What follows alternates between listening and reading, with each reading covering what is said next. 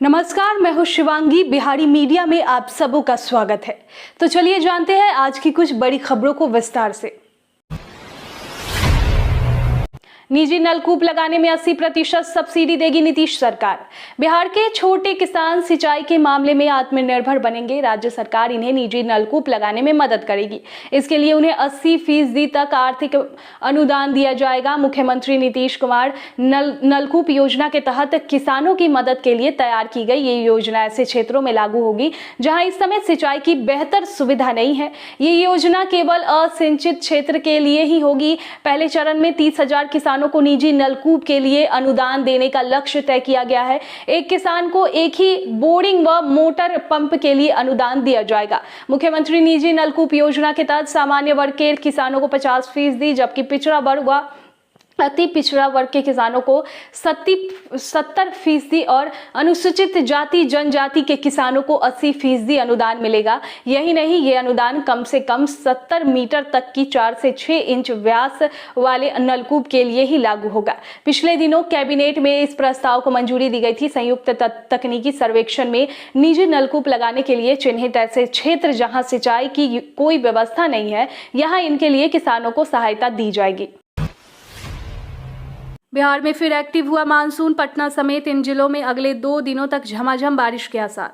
मौसम विभाग के अनुसार मानसून का भी हिमालय के तलहटी से होकर गुजर रही है। साथ ही बंगाल की खाड़ी की ओर से एक कम दबाव वाले क्षेत्र विकसित हो रहे हैं। इसके प्रभाव से राज्य में नमी का प्रभाव बढ़ा है। इसके बदले की उपस्थिति बढ़ी है। तापमान और नमी का प्रभाव बढ़ने से कुछ जगहों पर बारिश संभावित है। पिछले 2-3 दिनों से तापमान में हो रही बढ़ोतरी की वजह से उमस से लोग बेहाल थे। तेज बारिश से वातावरण में ठंडी हवाओं का प्रवाह बढ़ने से लोगों को राहत की सांस ली। अभी मानसून ट्रफ हिमालय की तलहटी से होकर गुजर रही है। साथ ही एक चक्रवाती परिसंचरण का क्षेत्र उत्तर पूर्व बंगाल की खाड़ी में विकसित हो रहा है। इसके प्रभाव से राज्य के उत्तर विभाग और दक्षिण पूर्व भाग के जिलों में वज्रपात और मेघ गर्जन की चेतावनी है। उत्तर बिहार के 19 जिलों और दक्षिण बिहार के 5 जिलों में 1-2 जगहों पर आंशिक बारिश हो सकती है। दक्षिण बिहार में कुछ जगहों पर आंशिक बारिश होगी।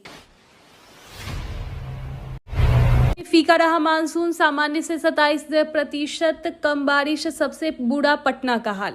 बिहार में इस वर्ष मानसून समय से 2 दिन पहले प्रवेश किया। बावजूद प्रदेश में अब तक सामान्य से 27% कम बारिश हुई, जबकि राज्य के सिर्फ भागलपुर और अररिया जिले में ही सामान्य से अधिक बारिश हुई है। इसके अलावा अन्य जिलों में सामान्य से कम बारिश हुई है। वहीं सहरसा और सीतामढ़ी में सामान्य से अधिक भी बारिश नहीं हुई है। प्रदेश के 4 जिलों में सामान्य से 10 और 7 जिलों में 11 से 20% तक कम बारिश हुई। पटना में सामान्य से 41% कम बारिश हुई। मौसम विभाग के अनुसार भागलपुर में 706.6 मिलीलीटर बारिश होनी चाहिए, लेकिन 745.4 मिलीमीटर बारिश हुई, जो सामान्य से 5% अधिक है। अररिया में 1033.6 मिलीमीटर बारिश होनी चाहिए, लेकिन 1066.3 मिलीमीटर बारिश हुई, जो सामान्य से 3% अधिक है। वहीं प्रदेश में 732 मिलीमीटर बारिश होनी चाहिए, लेकिन 531.8 मिलीमीटर बारिश हुई, जो सामान्य से 27% कम है।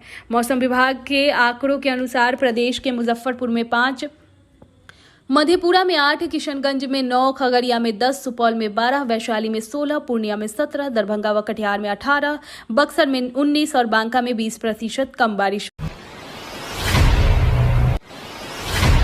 मुकेश सहनी ने कहा 5 सीट भी बीजेपी देगी तब भी नहीं जाऊंगा साथ, भाजपा को नहीं दूंगा भाव। लोकसभा चुनाव 2024 को लेकर सभी राजनीतिक दलों ने कमर कस ली है। आरोप प्रत्यारोप का दौर भी शुरू हो चुका है। राजनेता एक से बढ़कर एक दावे करते भी नजर आ रहे हैं। इस बीच वीआईपी प्रमुख व पूर्व मंत्री मुकेश सहनी ने कहा कि जब तक आरक्षण लागू नहीं करेंगे हम भाजपा को भाव नहीं देंगे। सहनी का साफ कहना है कि यदि 5 सीट भी वो देते हैं तो भी हम बीजेपी के साथ नहीं जाएंगे। पटना में अब ऑटो पर नाम, पता, मोबाइल नंबर व ड्राइविंग लाइसेंस नंबर लिखना अनिवार्य। ऑटो के जरिए लगातार हो रही आपराधिक घटनाओं को कम करने के लिए ट्रैफिक एसपी पूरन झा ने एक नया निर्देश जारी किया है। अब ऑटो चालकों को ऑटो पर अपना नाम, पता, mobile number, driving licence number लिखना अनिवार्य होगा। अब स्कूल नहीं आने वाले बच्चों का भी नाम कटेगा। के पाठक के नए आदेश से गार्जियन में हड़कंप। बिहार में शिक्षा विभाग के अपर मुख्य सचिव के पाठक के नए आदेश से स्कूली बच्चों के अभिभावकों में खलबली मच गई है। विभाग ने नए आदेश के मुताबिक जो बच्चे लगातार स्कूल नहीं आ रहे हैं उनका नाम काट दिया जाएगा, यानी कि लंबे समय से अनुपस्थित रहने वाले विद्यार्थियों का नाम रद्द कर दिया जाएगा। पूर्व में विभाग ने स्कूल में कम से कम 75% को अनिवार्य कर दिया था। स्कूल के हेडमास्टरों को ये नियम सख्ती से लागू करने के निर्देश दिए गए थे। के पाठक ने इस बात पर नाराजगी जताई है कि राज्य के करीब 10,000 स्कूलों में हेडमास्टर प्रतिदिन होने वाली वीडियो कॉन्फ्रेंसिंग से नहीं जुड़ रहे हैं। उन्होंने जिला शिक्षा पदाधिकारियों को गुरुवार को निर्देश दिया है कि ये सुनिश्चित कराएं कि सभी 75,309 स्कूलों के हेडमास्टर जिला स्तर पर होने वाली वीसी से जुड़े और पूरी जानकारी दें। सरकारी स्कूलों का सामान होगा नीलाम, कंप्यूटर 50 तो बर्तन 20 रुपए किलो पर बिकेंगे। बिहार के पटना जिले में सभी सरकारी स्कूलों में रखे पुराने और बेकार सामान की नीलामी होगी।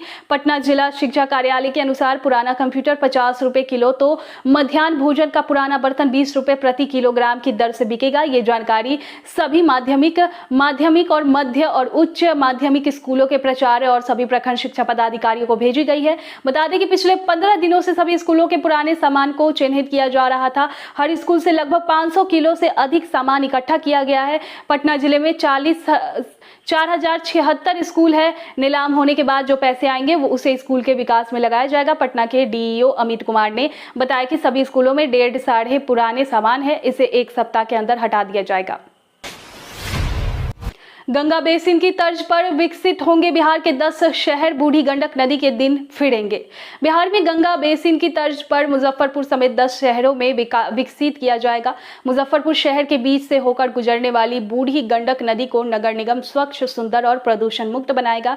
इसको लेकर नदी शहर गठबंधन के तहत नगर निगम विस्तृत कार्य योजना बना रहा है। इसमें गंगा एवं अन्य नदियों के किनारे बसे शहरों में अपनाए गए मॉडल का अध्ययन किया जाएगा। योजना के तहत नदी एवं शहर को स्वच्छ और प्रदूषण मुक्त बनाने पर फोकस होगा। इसको लेकर गत जुलाई में पटना में हुई गठबंधन की बैठक में कई अहम निर्णय लिए गए हैं। योजना के तहत निगम कार्य योजना बनाकर साफ सफाई एवं प्रदूषण नियंत्रण के साथ ही विकास की संभावनाओं पर भी काम करेगा। जल संसाधन विभाग और अन्य महकमों के समन्वय से नदी के जरिए पर्यटन के विकास का भी खाका तैयार किया जाएगा। इस क्रम में नदी से सटे रिहायशी इलाकों में रहने वाली आबादी को भी जागरूक कर जोड़ा जाएगा। पटना में अगस्त में 33,269 वाहनों पर 4.11 करोड़ का ट्रैफिक चालान। इस हफ्ते काला शीशा अभियान। बिहार की राजधानी पटना में अगस्त महीने में ट्रैफिक पुलिस ने 33,269 वाहनों का चालान काटा और 4 करोड़ से ज्यादा का जुर्माना वसूला। ये सभी चालक HHD डिवाइस और CCTV कैमरे के जरिए कार्रवाई की गई। अब अगले 7 दिनों तक गाड़ी पर काला शीशा लगाने वालों के खिलाफ अभियान चलाया जा रहा है। साथ ही अपील की गई है कि वाहन चालक वाहनों पर काला शीशा न लगाए। 31 अगस्त को ही 644 वाहनों पर 8 लाख से ज्यादा का जुर्माना लगाया गया। वहीं रॉन्ग साइड पर चलने वाले वाहनों के खिलाफ भी कार्रवाई की गई। अब दफ्तर जाए बिना SP से लगाए अर्जी। रोजाना 1 घंटे फेसबुक पर लाइव रहेंगे पुलिस अफसर।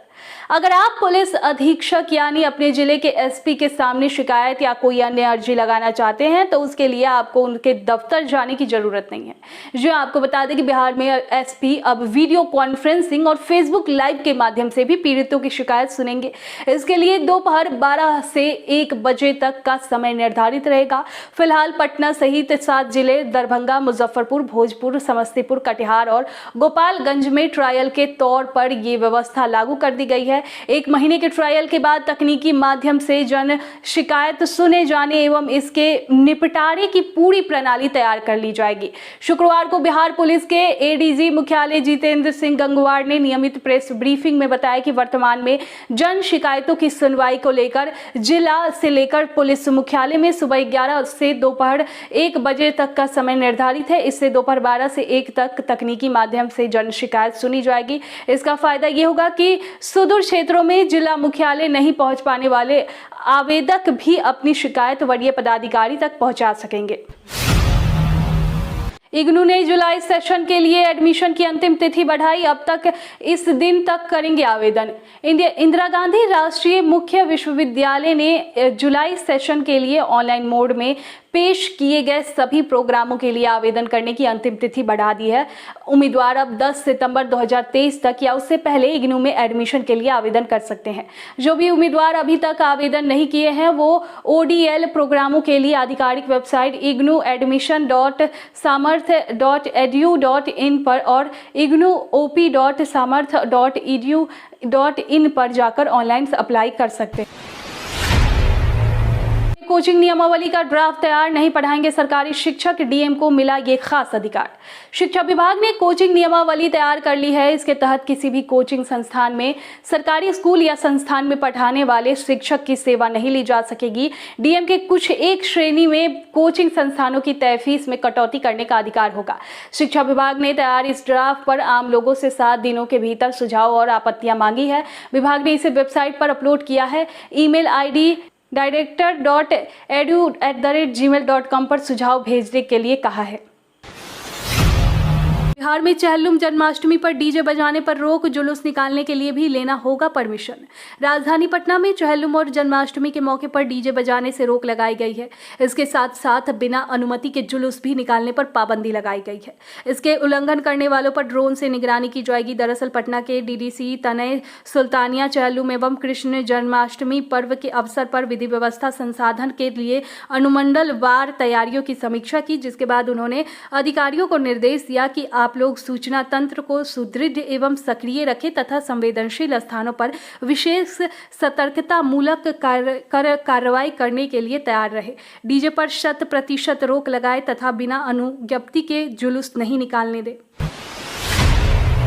अब नया सिम कार्ड लेना नहीं होगा आसान, सरकार ने बनाए नए नियम।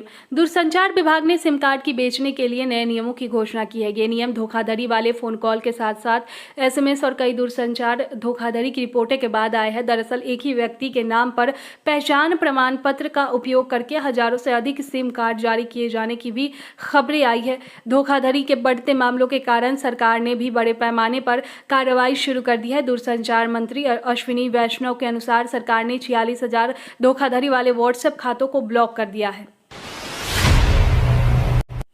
मैट्रिक पास स्टूडेंट फी JEE नीट कोचिंग के लिए करे आवेदन। मैट्रिक के मेधावी छात्र छात्राओं को अपने ही प्रमंडल में अब मेडिकल इंजीनियरिंग की कोचिंग की सुविधा बिहार बोर्ड देगा। इसके लिए 3 सितंबर तक वे छात्र ऑनलाइन आवेदन करेंगे जिन्हें गणित और विज्ञान में 70 अंक मिले हैं या फिर दोनों विषयों में मिलाकर 200 अंक में कम से कम 150 अंक है। लिखित परीक्षा और साक्षात्कार के आधार पर चयन किया जाएगा। लिखित परीक्षा 10 सितंबर को होगी। बता दें कि बिहार बोर्ड पटना के अलावा मुजफ्फरपुर, छपरा, दरभंगा, सहरसा, पूर्णिया, भागलपुर, मुंगेर व गया में इंजीनियरिंग और मेडिकल की तैयारी को कोचिंग खोला जा रहा है। हावड़ा वंदे भारत दौड़ने को तैयार, पीएम मोदी दिखा सकते हैं हरी झंडी। 2 सफल ट्रायल के बाद पटना हावड़ा वंदे भारत एक्सप्रेस चलने को तैयार है। इसके संचालन के लिए रेलवे बोर्ड से अंतिम मंजूरी का इंतजार है। इस ट्रेन ने अपना पहला ट्रायल रन 5 अगस्त को और दूसरा 12 अगस्त को पूरा किया। प्रधानमंत्री नरेंद्र मोदी की ओर से इस ट्रेन के हरी झंडी दिखाने की संभावना है। इसके लिए तारीख को भी अंतिम रूप दिए जाना बाकी है। पटना हावड़ा वंदे भारत एक्सप्रेस की रैक को राजेंद्र नगर टर्मिनल आए 3 हफ्ते हो गए। जोनल अफसर ट्रेन के उद्घाटन को लेकर असमंजस में है। पूर्व मध्य रेलवे के CPRO वीरेंद्र कुमार ने कहा कि ट्रेन के परिचालन की तिथि क्या होगी, इसका निर्णय शीर्ष स्तर पर होगा, जो जोन की ओर से निर्देश का पालन होगा। इधर ट्रेन का किस स्टेशन के लिए किराया क्या होगा, इस दिशा में भी आधिकारिक रूप से कुछ सूचना नहीं आई है। रेलवे के सिस्टम में भी अब तक किराया फीड नहीं हो सका है। ट्रेन के ठहराव को लेकर भी अभी अंतिम निर्णय बाकी है।